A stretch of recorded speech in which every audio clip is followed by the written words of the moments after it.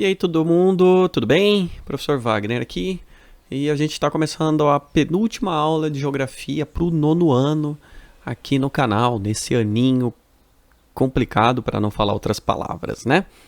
Bom, a gente vai ver um pouquinho sobre os fenômenos geodinâmicos, desastres naturais, e aí eu vou comentar um pouquinho de algumas coisas sobre a Europa, a Ásia e a Oceania, tá? Mas eu não vou entrar muito em detalhes específicos, eu vou falar mais de uma forma geral, que é mais válido, porque daí assim, quando vocês verem alguma notícia ou quiserem se aprofundar, o básico ali você já está ciente, tudo bem? Só lembrando o pessoal do nono ano, tanto o nono A quanto o nono B, que são meus alunos, que deixar um comentário sobre o conteúdo da aula, ponto de participação, tudo bem? Bom, então vamos lá. Primeiro de tudo, a gente tem que entender como que é o nosso planeta. O nosso planeta é redondo, ele não é plano, tá? Começando por aí. Na verdade é um geóide, né? Então, mas né, quando a gente vê lá na imagem tá redondo, né? Então é uma bola, tudo bem? E para quem já assistiu Shrek, lembra lá do Shrek 1, o Shrek 1, né, como o pessoal fala, que ele faz uma analogia falando igual uma cebola. Então, assim, a gente pode pensar que o planeta Terra é tipo uma cebola, é formado por camadas, tá? Quais são as camadas da Terra, né? A estrutura da Terra? A gente tem o núcleo interno, o núcleo externo, o manto, que é uma coisa só, mas ele é dividido em manto inferior e manto superior, e a crosta terrestre, que é onde nós estamos em cima, tudo bem? Conforme a gente vai entrando, né, adentrando para o interior do planeta, as temperaturas vão subindo demais. Alguns estudos falam que a temperatura do núcleo interno ela é da mesma que a superfície do Sol. Então, assim, não há equipamento no físico que consiga chegar até o centro do nosso planeta. Apesar de ter filmes e livros, né, falando de pessoas indo até o interior do planeta, é ficção. Na realidade, a gente não consegue, tá? Tá, mas como que eu sei que tudo isso existe? Porque nós analisamos os tremores, as vibrações que existem, e com base nisso que a gente conseguiu entender a estrutura da Terra. Tudo bem? Conforme o planeta foi se formando ao longo aí dos milhões de anos, né, os continentes eles estavam todos juntos numa coisa só, que recebeu o nome de Pangeia, né, que vira e mexe a gente aí escuta, seja na aula de geografia, pode ser, sei lá, talvez na aula de história, talvez eu acredito que fale, na aula de ciências, a gente sempre acaba falando.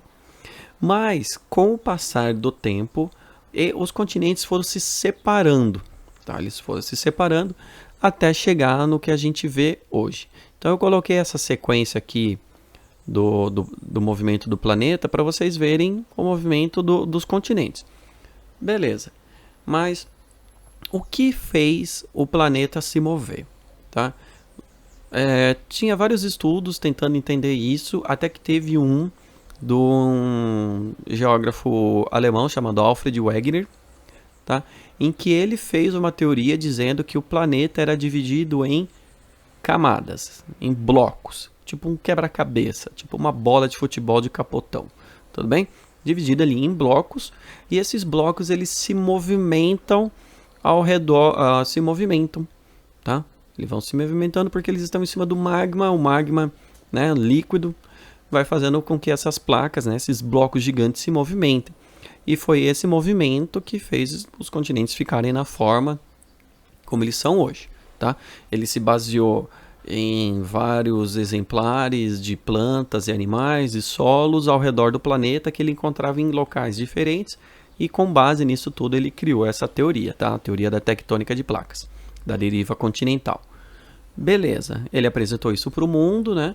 E nos congressos que ele apresentava, a galera olhava e falava: pô, Champs, top, show, bacana a sua apresentação, mas como que elas se movimentaram? Tá? E aí ele não tinha resposta, ele não sabia falar como que os continentes estavam juntos, todo mundo estava achando da hora, mas como eles se separaram, o Wegener não conseguiu explicar. A teoria do Wegener, ela acabou sendo comprovada, né? Ela acabou sendo confirmada anos depois, já entre a Primeira e a Segunda Guerra Mundial, né? E com as tecnologias, né, de verificar o fundo do mar, né? construção do submarino, viajando até lá embaixo, que o pessoal achava que era, tipo, chegava na praia, ia até ali onde dava o pé, de repente descia retão e ia reto, sabe? Tipo o chão da nossa casa, retão, né? E aí, com o submarino, se percebeu que não. O solo marítimo, ele é todo irregular. E em alguns pontos, eles perceberam que as rochas, que estavam ali num ponto, elas eram muito mais novas do que as que a gente encontrava no continente. Então, aquela ideia do Wegener de que os continentes se movimentaram acabou se provando, tá?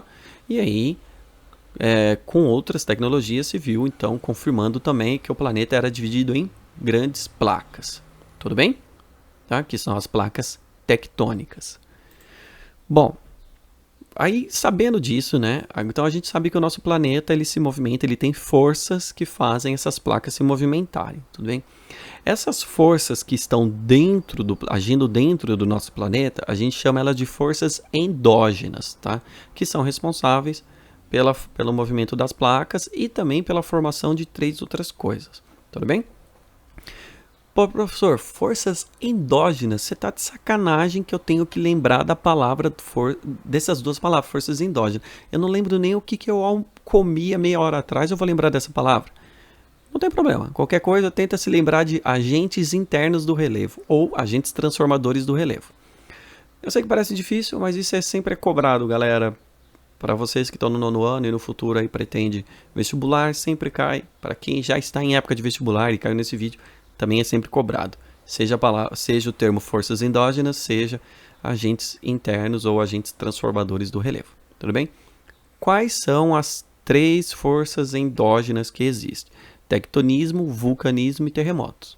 Tudo bem? São esses que surgem justamente devido ao movimento das placas. Beleza? Bom, o tectonismo, né, que são o movimento das placas tectônicas, né, as placas elas realizam 3 movimentos básicos, que é o movimento convergente, divergente e transformante. Vocês vão entender isso aqui com a imagem. Peguei aqui uma imagem que tem aqui o mapa das placas tectônicas. Galera do 9º ano, se não está entendendo agora, relaxa, porque ano que vem vocês vão rever esse conteúdo no 1º ano, tudo bem?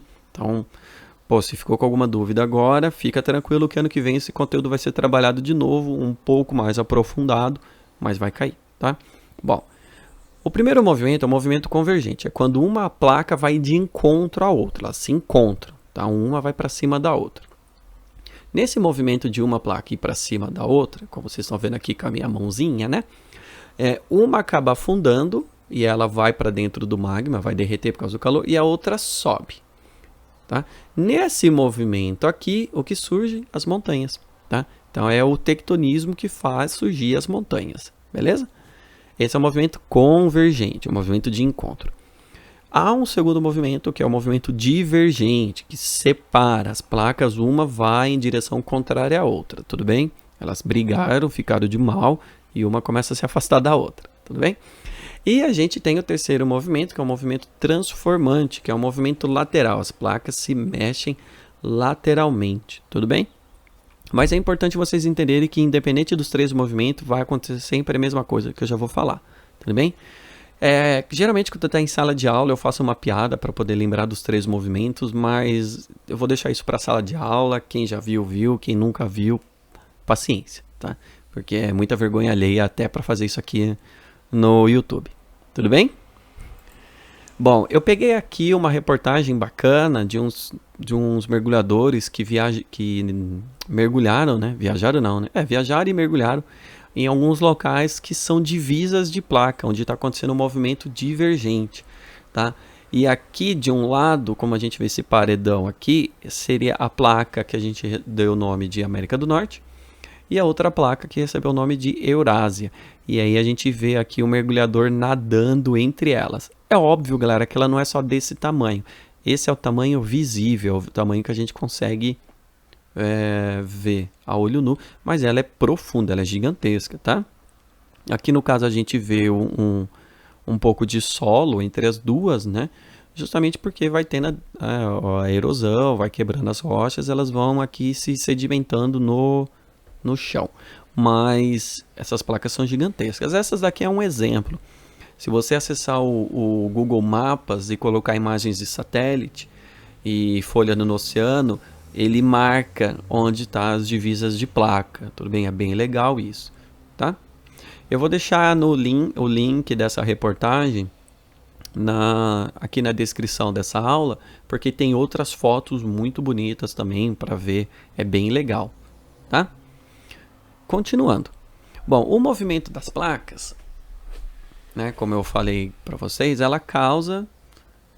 esse movimento não é um movimento simples, é um movimento que, quando ela acontece, causa terremotos, tá? Por quê? Porque é um negócio gigantesco se movimentando. E quando a gente sabe que ela se movimentou, que são os terremotos, tá? E é um movimento curto, é poucos centímetros, tá? Demora muito para a gente perceber uma distância das placas. A gente só consegue perceber esse movimento por causa dos equipamentos que a gente utiliza hoje, tá? Bem, os terremotos, eles acontecem. E aí o terremoto, ele tem dois pontos importantes que a gente precisa entender. Um é o epicentro e o outro é o hipocentro. O hipocentro é o local onde aconteceu mesmo, o ponto central do tremor dentro do solo, tá? Dentro da placa. E aí, esse tremor ele vai se propagando em ondas, né? Ondas aqui, né? E o ponto que está logo na superfície aqui, ó, em perpendicular, bonitinha, é o que a gente chama de epicentro. É o epicentro do terremoto, beleza? Quando o terremoto acontece dentro dos oceanos, eles causam os maremotos. Tá? Então, a grande diferença entre o terremoto e o maremoto é que o maremoto acontece nos oceanos, enquanto o terremoto acontece nos continentes. Agora, quando o tremor for... Opa, bati no microfone aqui, sem querer. Agora, quando o tremor ele é muito forte, ele é muito intenso, dentro do mar, ele vai causar ondas que vão chegar no continente, ondas tão grandes e com uma força tão grande que recebeu o nome de tsunamis. Então, os tsunamis são nada mais, nada menos do que maremotos muito fortes, tudo bem? Tá? E aí, qual que é o problema disso? Países que estão muito próximo do encontro de placas, vou até voltar naquele mapinha lá das nossas placas. Então, assim, países que estão muito próximos das bordas das placas são os países mais suscetíveis a sofrerem com tsunamis. Então, são locais que têm que ter um planejamento e tem que ter uma vigia, né, um sistema de segurança para os casos de maremoto, se for acontecer, até os casos de tsunami, para avisar a população, para a população poder fugir, a população poder se escapar, para não ser pega e acabar falecendo ou perder tudo, né? Que pode acontecer. Então aqui, ó, onde eu estou passando o mouse aqui, por exemplo, é o Japão. A gente vê que o Japão está bem no encontro aqui de várias placas. Por isso que no Japão tem bastante terremotos, tem sempre ali o alarme de tsunami, justamente porque ele está num local muito instável, por ser meio o encontro de placas. Agora, quando a gente parte aqui no caso do Brasil, onde eu estou passando com o mouse, a gente percebe que a gente está bem no meio da placa. A gente está bem no meião da placa. Né? Então, as chances de chegar um tsunami no Brasil, elas são extremamente pequenas, próximas do zero. Por quê? Até onde acontecer aqui um tremor muito forte, né? Até a força desse tremor para ele chegar aqui e causando um tsunami, galera, tem que ser um tremor realmente intenso, tá? Além do fato que debaixo no solo, a nossa costa marítima, ela não é favorável, ela não ajuda também na formação dos tsunamis, tá? Ela não é tão íngreme para ajudar a fazer o tsunami. Tudo bem? Tá? Então pode ficar tranquilo, não vai ter tsunami no Brasil. Pode ter um maremoto que vai causar ondas que vão invadir boa parte ali da praia, até passando ali da praia. Pode acontecer como acontece. Mas um tsunami mesmo no Brasil, sei lá, só se cair um meteoro gigantesco no meio do oceano. Mas aí ferrou tudo, né? Que diga os dinossauros. Enfim, tô delirando aqui, mas vamos continuar. Outra coisa que surge do movimento das placas é o vulcanismo, é o vulcão, tá? Por quê? Aquele magma que está dentro do planeta, em que as placas estão em cima, a temperatura dele, ele tem uma temperatura e uma pressão tão grande que esse magma quer sair, ele quer subir. Então o que acontece? Ele vai causando fissuras e vai entrando nas fissuras que tem nas placas. Quando a pressão é tão grande, ele vai levantando o relevo, ele vai levantando o local onde ele está, até chegar num ponto, até chegar num ponto que o solo não consegue mais se segurar e ele abre. E a partir do momento que ele abre, né, a gente tem aí a explosão do vulcão, tipo uma espinha, tá? Lembra-se sempre da espinha, é o exemplo assim básico, tá? Então o que a gente vê aqui? A gente vê o magma, ele faz pressão e sobe e expele todo esse magma. Aí quando o magma sai, a gente dá o nome de lava. Apesar de toda a destruição que o vulcanismo pode causar, né, na sua explosão, o resultado dele, depois que passa tudo, ele é bom, porque esse magma, né, que vira lava, ele é altamente rico em minerais para ser utilizado depois para agricultura e tudo mais. É um solo muito rico mesmo, tá? Não é de todo mal, ok? Por exemplo, se você mora num local em que a terra ela é bem avermelhada, né? A origem disso vem do vulcanismo, tudo bem? Aqui no Brasil, tem chances de vulcão? Não, galera. O Brasil, por estar bem no meio da placa, uma placa bem solidificada, as chances de ter um vulcão no Brasil é próxima do zero. Eu posso garantir isso para sempre? Não, galera. Se a gente pudesse, sei lá, viajar milhões de anos no futuro, isso pode ter acontecido, tá bom? Mas é um processo extremamente devagar e lerdo e bem quase no zero, tá? E para finalizar, né? Existe um local no planeta chamado Círculo de Fogo. Tudo bem? Tem até um filme com esse nome. Que é o que eles perceberam o quê? É um local do planeta que é localizado muito na borda das placas, em que você registra uma grande ocorrência de terremotos e de vulcões ativos. Então, é essa parte aqui do planeta, no Pacífico, tá? Que ele começa lá na Oceania e vai seguindo aqui até terminar no Chile, né? Apesar de ele chama de um ciclo, mas se a gente olhar bem, lembra mais uma ferradura, tudo bem? Em alguns locais, em vez de estar escrito círculo de fogo, está escrito anel de fogo. É o mesmo, a gente está falando do mesmo lugar, tudo bem? Então, nesses locais, há uma grande ocorrência de tanto terremoto quanto de vulcões ativos, né? Vulcões explodindo e tudo mais.